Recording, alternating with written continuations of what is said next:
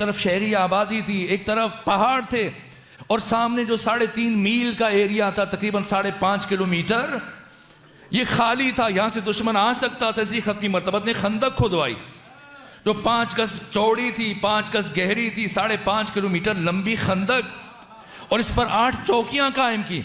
हर चौकी पर एक मुहाजिर, एक अंसार और 40 सिपाही, एक मुहाजिर को दिए 40 सिपाही एक अंसार को। यूं हर चौकी पर 80-80, 82-82 अफराद खड़े किए कि अगर पहली बात तो दुश्मन ये खंदक अबूर नहीं कर पाएगा, लेकिन अगर दुश्मन खंदक अबूर करने में कामयाब हो जाए तब भी तुमने पत्थर मारकर, तीर मारकर उसको आगे नहीं बढ़ने देना। अलबत्ता ये तारीख के अल्फाज हैं, लेकिन एक हमारे हिंदुस्तानी दोस्त हैं जो कुम में ज़ेर तालीम थे, एक ज़माने में हम एक साथ पढ़ते थे, हम चंद पाकिस्तानी दोस्त बैठे थे, उन्होंने वहाँ पे एक बात की, कहा कि आप लोग क्या समझते हैं, आपका क्या ख्याल है कि खत्मी मरतबत ने खंदक क्यों खुदवाई थी? जंग अहज़ाब में खत्मी मरतबत ने खंदक खुदवाई, इसी वजह से इसे जंग खंदक भी कहा जाता है। लेकिन जंग खंदक में पैगंबर ने खंदक क्यों खुदवाई? हमने कहा जाहिर है दुश्मन बहुत ज़्यादा था, तो उसे बचने के लिए। तो उसने कहा कि दुश्मन के लिए तो अली मौजूद थे, और पैगंबर इस्लाम ने जो हदीस बयान की, जो बरादरान अहले तसन्नुन की मोतबर किताब मौजूद है, कि अगर सारी दुनिया जमा होकर अली के मुकाबले में आ जाए, तलवार बकफ होकर, और जवाब में मुकाबले में अली तन्हा हो, तब भी पूरी दुनिया मिलकर अली इब्न अबी तालिब को शिकस्त नहीं दे सकती। का जब अली मौजूद हैं,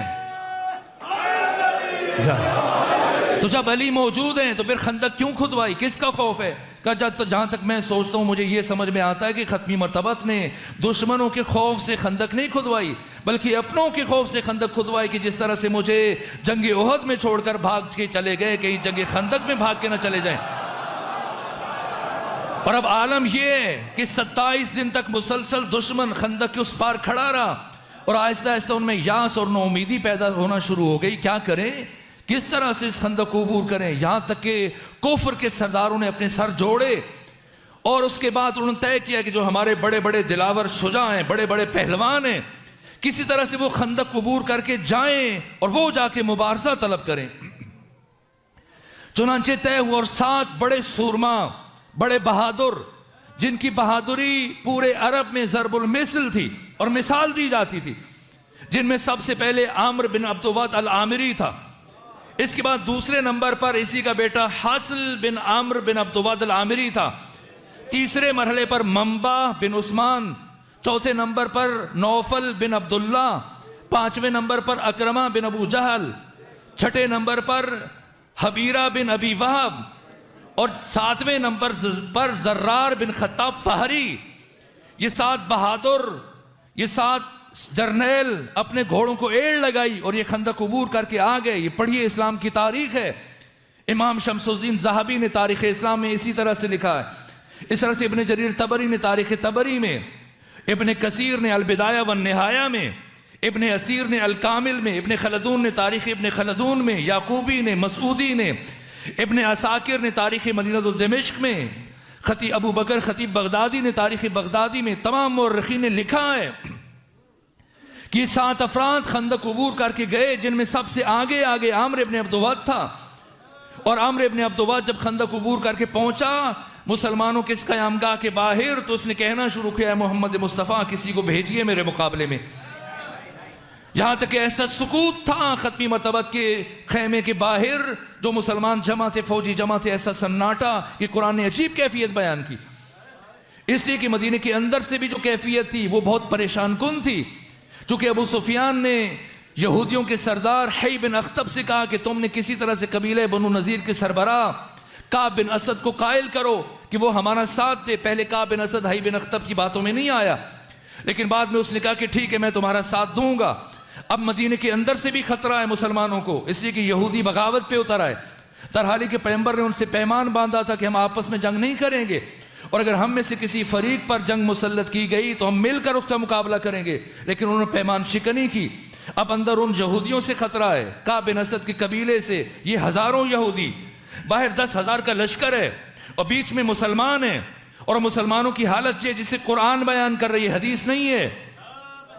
कुरान बयान फरमा रहे कि जाऊकुम मिन फौकिकुम व मिन अस्फल मिनकुम व ज़ागतिल अब्सार व बलगतिल क़ुलूबुल हनाजिर व तुज़ुन्नूना बिल्लाहि ज़ुनूना, कि जब कुफ्र के लश्करों ने दाएं तरफ से बाएं तरफ से ऊपर से नीचे से हर तरफ से चारों तरफ से आना शुरू किया, तो मुसलमानों तुम्हारा आलम ये हुआ कि तुम्हारी आंखें पथरा गईं और तुम्हारे कलेजे उछल उछल कर तुम्हारे हलक तक आ गए, और नहीं मालूम तुम अपने रब के बारे में क्या क्या बदगुमानियां करने लग गए। इस लश्कर की कैफियत सहमे हुए डरे हुए मुसलमान, और ऐसे आलम में जब आमर इब्न अब्दुवद अल आमिरी ने आकर आवाज़ बुलंद की, मोहम्मद किसी को मेरे मुकाबले में भेजो, एक ऐसा सुकूत है, ऐसा सन्नाटा है, मुसलमानों की तरफ से कोई जवाब नहीं दे रहा। यहां तक कि जनाब अबू ज़र मौजूद हैं लेकिन खामोश हैं, सलमान फारसी, मिक़दाद बिन असवद, हुज़ैफ़ा यमानी, अब्दुल्ला बिन अब्बास सब मौजूद हैं। कोई नहीं बोल रहा, इसलिए नहीं बोल रहे कि सामने यकीनी मौत है। और आमर बिन अब्दुवद अल आमरी जो इतना कवीउल जुस्सा था, जिसे देखकर लोगों को वहशत होती थी, इस कदर कदावर कवीउल जुस्सा और इतना पुरहैबत फर्द था जिसे देखकर लोगों पर कपकपी तारी हो जाती थी, जो बैक वक्त 1000 अफराद के साथ तनहा लड़ने की सलाहियत रखता था कि इसमें दामे की मौत के मुंह में जाए, जानते हैं कि हम इसका मुकाबला नहीं कर सकते। यहां तक कि आमर बिन अब्दुवद की गुस्ताखी बढ़ी, इसने आगे आवाज बुलंद की खत्मी मर्तबत के खेमे के करीब, ए मुस्तफ़ा, ए मोहम्मद, चीख चीख कर मेरा गला खुश्क हो गया, क्या कोई नहीं है तुम्हारे दरमियान कि जो मुझे कत्ल कर दे और मुझे जहन्नुम में भेज दे, या कम से कम मेरे हाथों से मरकर जन्नत में चला जाए। और फिर इसने जो गुस्ताखी की, अपने नेज़े से खत्मी मर्तबत के खेमे की चादर को चीरा और उस कपड़े को ऊपर हटा के कहा कि ए मोहम्मद, अगर कोई और नहीं आता तो तुम खुद मेरे मुकाबले में आ जाओ।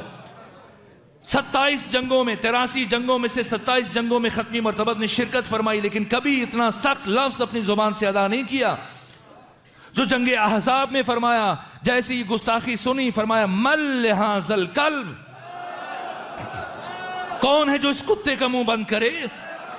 आज हमारा जाहिल मुल्ला उठता है और जब बात बात पे गालियां देता है और एंकर पर्सन उससे पूछता है कि भाई क्यों गालियां दे रहे हो, तो वो कहता है कि अगर मैं गालियां दूं तो उसमें क्या ताज्जुब है, जब खुद इमामुल अंबिया सैयदुर रसूल खत्मी मर्तबत ने गालियां दी। और पूछा गया कब गालियां दी, कहा कि जंग अहज़ाब और जंग खंदक में आमर को क्या कुत्ता नहीं कहा।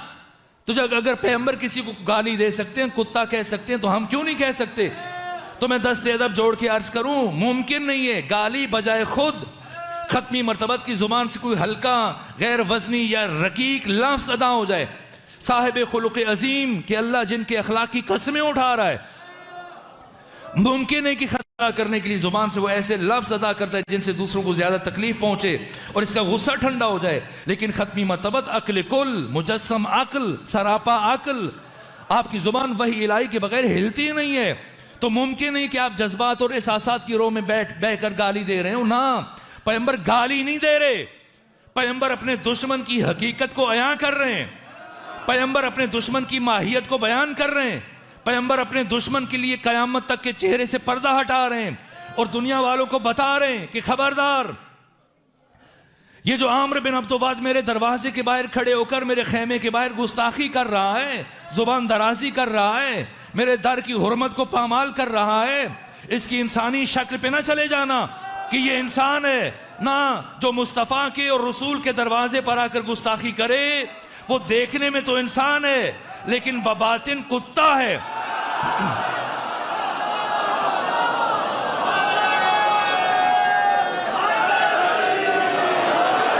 उसकी शक्ल इंसानों वाली है, उसकी शक्ल इंसानों वाली है, वो देखने में इंसान लगता है लेकिन माहियत के एतबार से, हकीकत के एतबार से, बातिन के एतबार से वो सग है, कुत्ता है। जब खत्मी मर्तबत ने फरमाया मल हाज़ल कल्ब, तो कौन उठा है। ऐसा सुकूत और सन्नाटा, खत्मी मर्तबत के अजीज साथी तमाम मुसलमान सिपाही साकित हैं सिवाय अली के। कौन खड़ा हुआ, अली खड़े हुआ ना, या रसूल अल्लाह। पैगंबर ने फरमाया अली बैठ जाइए, बिठाया, फिर कहा मल हाज़ल कल्ब, कौन जाए। दूसरी मर्तबा कौन खड़ा हुआ, अली।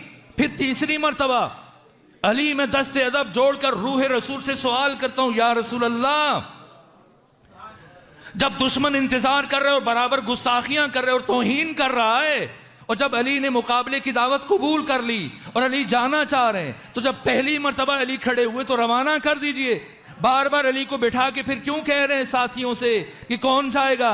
इसलिए कि खत्मी मर्तबत अपने इस अमल से तारीख लिख कर जा रहे हैं कि अगर मैं ये ना पूछता तो बाद में मुअर्रिख कहता कि जैसी पैगंबर ने कहा था अली उठ के चले गए, अगर अली ना जाते कोई और चला जाता ना। जंगे अहज़ाब के फाते सिर्फ अली हैं, जंगे खंदक के फाते सिर्फ अली हैं। इधर अली गए आमिर बिन अब्दु वद के मुकाबले में। मैं तफसीलात से गुरेज कर रहा हूं, नतीजा देना चाहता हूं कैसे जंग लड़ी, कैसे जंग लड़ी। हरफे गलत की तरह से मिटाया लम्हों में आमिर बिन अब्दु वद को। इसके बाद इसका बेटा हासिल बिन आमिर बिन अब्दु वद ये गुस्से से कांपता हुआ आया कि मेरे बाप को मारा गया। आगे बढ़ा, जैसी इसने तैयारी की मौला मुत्तकिया ने उससे भी वही गुफ्तगू की, कहा कि ये मेरी 4 बातों में से कबूल कर लो, जान बचा के चले जाओ। लेकिन उसने भी अपने बाप की तरह से जब जंग की, मौला ने उसे भी हरफे गलत की तरह से मिटा दिया। आमिर बिन अब्दु वद मरा, हासिल बिन आमिर बिन अब्दु वद मरा, बाकी 5 बचे। और जब उन्होंने इन 2 की दुर्गत बनते देखी अली के हाथ से तो वो भागे मैदान से। जब वो भागे तो इन भागने वालों में सबसे पीछे जो काफिर और मुशरिक था, इसका नाम था ज़र्रार बिन खत्ताब फहरी। तारीख की हर किताब ने इसका नाम लिखा है। जब ज़र्रार बिन खत्ताब फहरी पीछे रह गया, बाकी 4 आगे थे और ये भागकर वापस अपने कुफ्र के लश्कर से पैवस्त होना चाह रहे थे, तो एक मुसलमान उठा, जाके तारीख में खुद नाम पढ़ लीजिए। बिलाखिर वो उठा और उसने सोचा चलो बहती गंगा में हम भी हाथ धो लें, हम भी एक कारनामा अपने हाथ लिखवा लें। अगर 2 अली ने मारे तो मैं भी कहने के काबिल हो जाऊं कि एक को मैंने भी मारा है।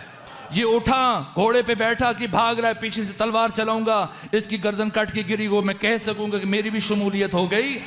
लेकिन जैसे इसने घोड़े को दौड़ाया ज़र्रार बिन खत्ताब फहरी के पीछे, तो उसे घोड़े की टापों की आवाज सुनाई दी और ये सोचने लगा कि अली का मिजाज तो नहीं है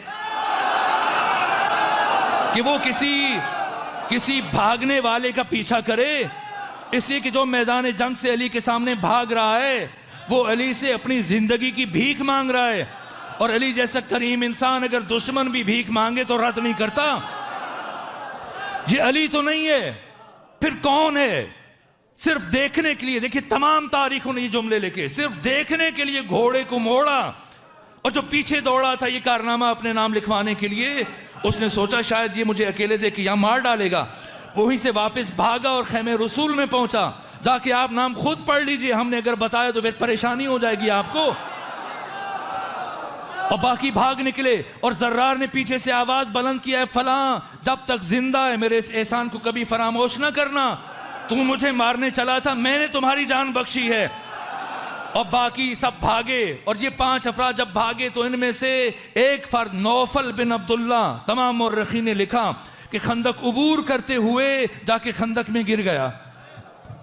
जब गिरा तो मुसलमानों ने पत्थरों की बारिश कर दी और ऊपर से तीर चलाना शुरू किए। और नौफल ने आवाज बुलंद की कि मुझे इस तरह जिल्लत से न मारो, या तुम सब नीचे आ जाओ या मुझे बाहर निकालो और सब मिलकर मुझसे लड़ लेना, लेकिन इस तरह जिल्लत से न मारो। लेकिन मुसलमानों को जुर्रत नहीं हो रही कि खंदक के अंदर उतर जाएं या ऐसे बाहर निकाल